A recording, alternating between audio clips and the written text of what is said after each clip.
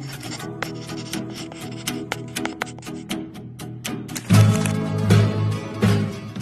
guys, welcome back to Order in the Court, and today we are going to be diving into a very interesting philosophy quote by a British philosopher, Ludwig Wittgenstein, and that is, "The limits of my language mean the limits of my world." Have you ever felt something so deeply that it changes the way you see yourself, and then when someone asks you what's wrong, the only thing you can really say is, "I don't know." You know the feeling exists, like you can feel it sitting in your chest. You can feel it following you into every conversation. It changes the way you react, the way you move through the world, the way you communicate with people. But because you cannot name this feeling, you cannot fully understand it. And because you cannot fully understand it, you can never truly escape it.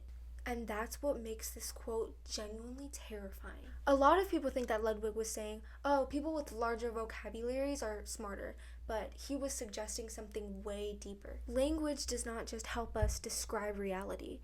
Language may actually help us determine how much of reality we are able to notice. And if that is true, then there can be entire parts of your whole life, your emotions, your identity, your relationships, even your freedom, that exist beyond the borders of what you currently have words for. So the question is not just how well can you speak, the question is how much of your own world are you currently able to see? Let's think about the word sad. We use sad for a lot of things. We say we are sad when somebody rejects us, when we feel lonely, when we feel left behind, when we miss an old version of ourselves, when we miss something that ended even though it hasn't really ended yet, but those experiences are not identical. There is grief, there is loneliness, there is nostalgia, there is disappointment, there is dread.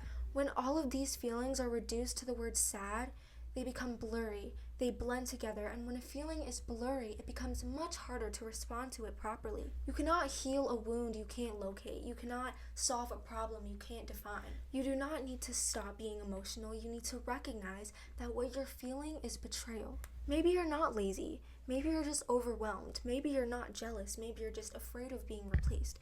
Maybe you don't miss that person. You just miss the version of them that your brain keeps telling you they are. One new word can completely rearrange your understanding of your entire life. The moment you name something, it stops being this invisible force controlling you from the darkness. You can finally look at it, and sometimes naming something is the first time that you gain power over it. This is why language can become a kind of freedom. Before you learn the word boundary, you may believe that saying no makes you selfish. Before you learn the word manipulation, you may believe that someone constantly making you feel guilty is just a part of love. Before you learn the word projection, you may spend years believing that someone else's insecurities are proof that something is wrong with you. The experience may have always existed, but language gives it structure. It's almost like walking through a dark room and turning on the light.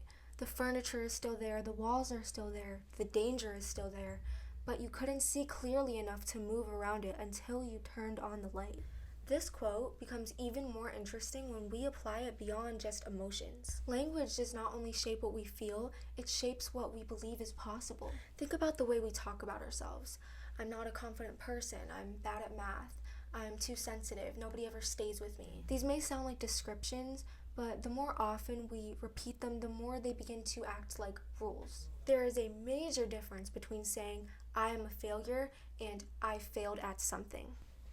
I failed describes an event. I am a failure creates an identity. One leaves room for change, and the other turns one moment into a prison. And the frightening thing about language is that we often forget that we created these sentences. We repeat them so many times that they begin to just feel like objective facts. I believe that some of the limits in your life are not walls, as people would describe them, but rather they are sentences that you never got to question. Stop saying I'm terrible at speaking and start saying I'm still learning how to express myself. I am too much becomes I've been surrounded by people who did not know how to receive me. These are not just cleaner, prettier phrases. These are phrases that create different worlds. Because every sentence contains an assumption about what will happen next. I cannot do this closes the future. I cannot do this yet leaves a door open. And sometimes just one word is the difference between a conclusion and a possibility. Thank you so much for listening, and I will see you next time on Order in the Court. Case closed.